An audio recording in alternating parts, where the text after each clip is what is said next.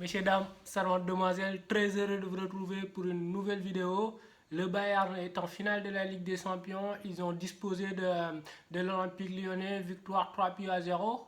On pourrait se dire, ou on pourrait tenter de dire, victoire logique, on s'y attendait, c'était prévisible. Mais les gars, calmement, quand on a regardé le match, on sait parfaitement et on se dit clairement que Lyon peut avoir des regrets. Et l'enseignement qu'on tire en premier, c'est que la Ligue des Champions, il y a une chose qui est très importante, c'est-à-dire le momentum, la gestion des temps forts et la gestion des temps faibles. C'est-à-dire que quand tu es dans un temps fort, savoir être clinique, savoir être chirurgical, savoir être effronté, savoir avoir cette forme de cynisme pour avoir cette froideur dans le réalisme, la moindre opportunité, mais la mettre au fond, chose que n'a pas su faire évidemment les Lyonnais. Des temps forts, ils en ont eu dans ce match, notamment sur le premier quart d'heure. Ils ont eu une rimombelle, mais une avalanche de situations de but, d'opportunités de but mal négociées parce qu'ils ont été d'une maladresse particulièrement accablante et étonnante. Le plan de jeu, il était parfait dès le début.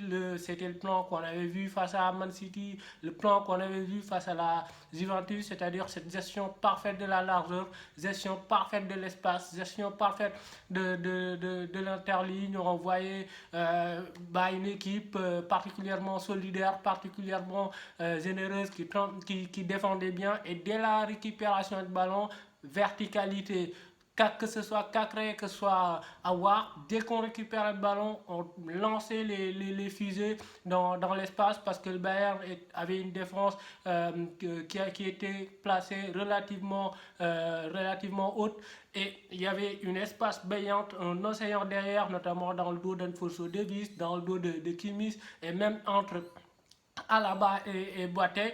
Et malheureusement pour eux, évidemment, ni Depay ni Toko Ekambi n'ont pas su profiter de ces décalages et de ces situations où ils étaient vraiment face au but. On a vu Maxence Cacré avoir particulièrement juste dans leur passe, dans leur transmission. Et ils ont été encore une fois éblouissants. Grand match face à Man City, grand match face à la Juventus. Aujourd'hui, rebolote, grand match face à un autre mastodonte, c'est-à-dire le Bayern Munich.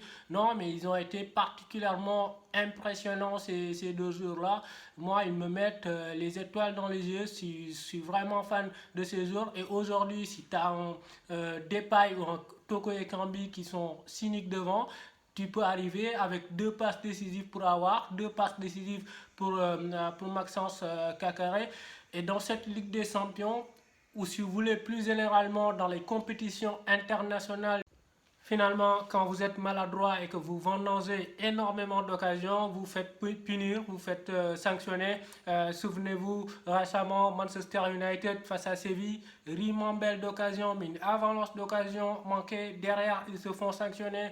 Souvenez-vous, Manchester City face à Lyon, Sterling qui rate un tap-in. Derrière, ils se font sanctionner. Aujourd'hui aussi, Ekambi qui rate un face-à-face. Derrière, ils se font sanctionner par un but de Gnabry. Défensivement aussi, il y a un moment où ils ont manqué un peu de concentration, ils ont manqué un peu de discipline, notamment du côté gauche, le côté de Maxwell Cornet, qui se fait prendre en revers par Gnabry sur un appel dans son dos. Derrière, la couverture, elle n'est pas rapide de la part de Martial.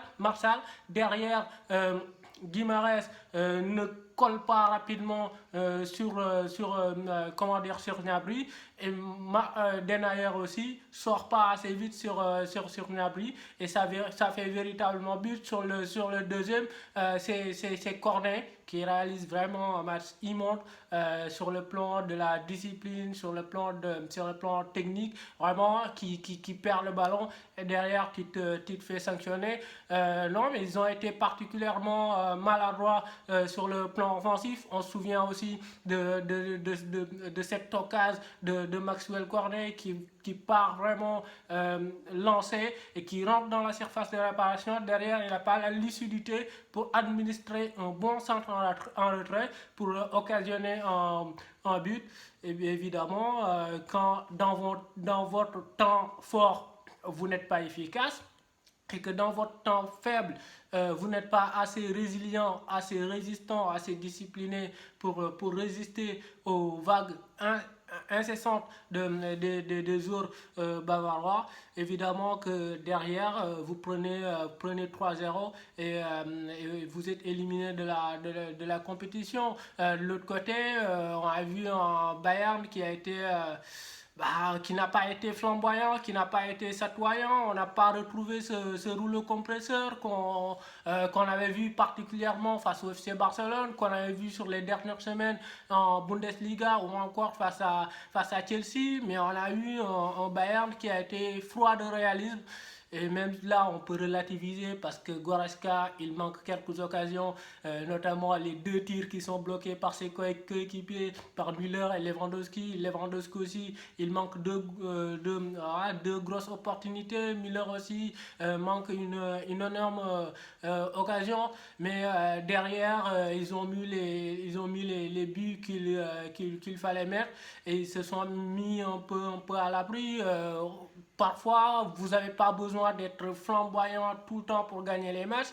Les champions, parfois, ils savent être en autogestion, ils savent voilà, jouer, gagner sans être grandiose, sans être incroyable. On l'a vu cette saison du côté de Liverpool. Autant ils ont fait une saison exceptionnelle, autant il y a certains matchs où ils étaient un peu bousculés, saillutés, mais pourtant... Après, quand on regarde le tableau d'affichage, c'est eux qui sont devant parce qu'il y a cette capacité de gestion des temps forts et des temps faibles qui est absolument hallucinant. On a vu un Neuer qui a été particulièrement exceptionnel, mais incroyable. C'est là où tu te rends compte que finalement, avoir un grand gardien de but, ça te permet de gagner des matchs. Sur l'occasion de Memphis Depay, il lui bouffe le cerveau. Il a 1 contre 1 contre Ekambi. Et sur les 2 face à face, c'est lui qui ressort gagnant. Non mais dans cette compétition, il faut aussi avoir un grand gardien de but pour aller au bout. C'est important. On l'a vu avec Alisson du côté de Liverpool la saison dernière. On l'a vu avec Navas du côté du Real Madrid. Les 3 ans où ils enchaînent, où ils gagnent successivement la Ligue des Champions.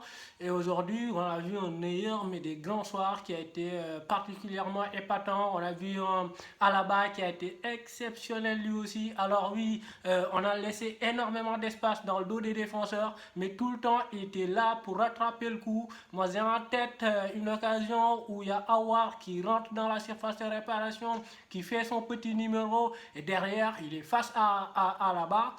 Et le mec, il est tellement lucide et tellement vif dans ses appuis qu'il te fait un tacle pour évidemment enrayer le danger. Exceptionnel. Exceptionnel Alphonso Davies aussi, dans sa capacité à rattraper les coups. Le mec, tout le temps, il acquise un retard mais considérable. Mais tout le temps, il a cette qualité physique, ses capacités athlétiques pour revenir. Sincèrement, ceux qui ont l'habitude de regarder régulièrement la Bundesliga ne sont pas surpris parce qu'on voit ces genres de séquences-là, d'action-là. On l'a vu régulièrement cette saison, notamment face à Dortmund en championnat.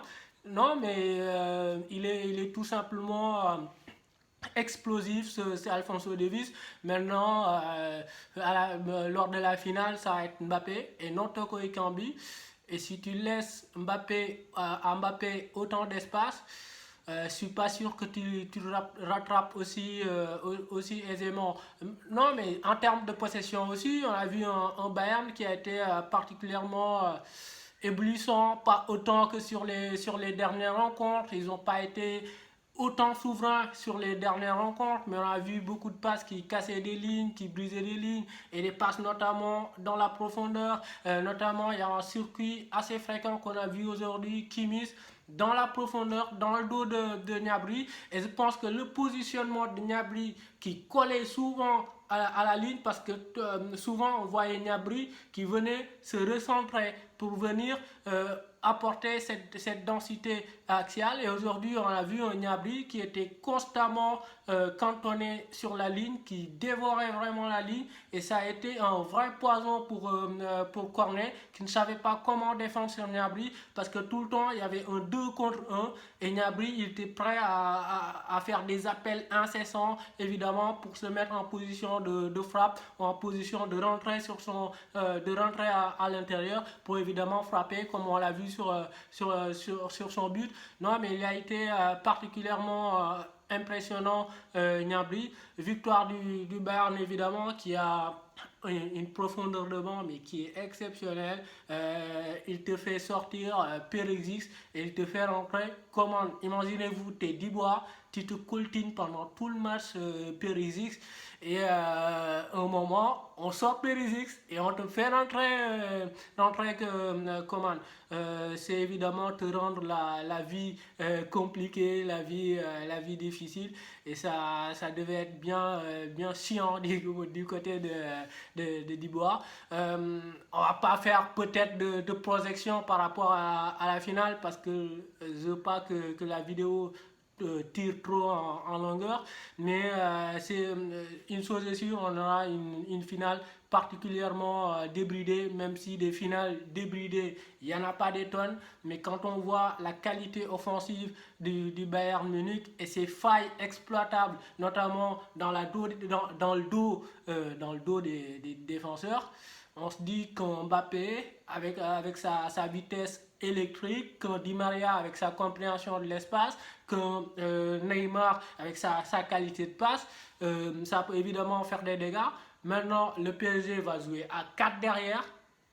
Et aujourd'hui, on a vu une équipe lyonnaise qui avait joué à 5 derrière. Et donc, il n'y avait pas trop d'espace dans les demi-espaces. Et à 4, il y a un peu plus d'espace dans les half space, comme on dit, dans l'espace qui se trouve entre le défenseur et le latéral. Et il y a moyen que des Perisic, des Coman, des Gnabry s'engouffrent dans cet espace-là pour créer le danger. Non, mais on aura évidemment une grande finale.